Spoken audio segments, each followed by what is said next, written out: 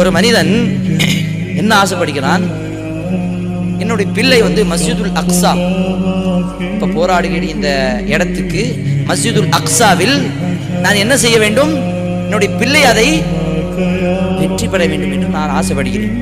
அப்ப இந்த மாதிரி ஆசை எந்த ஒரு பெண்ணிட்ட இருக்குதோ அந்த மாதிரி பெண்ணை தான் நான் திருமணம் முடிப்பேன். என்ன ஆசை?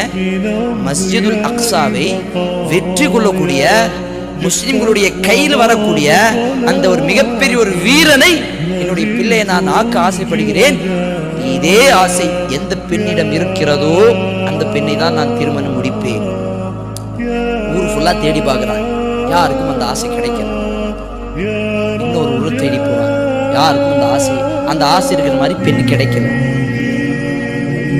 இன்னொரு ஆசை, இன்னொரு ஊர்ல போகும்போது தான் ஒரு பெண்ணுக்கு இந்த மாதிரி ஒரு ஆசை இருக்கு.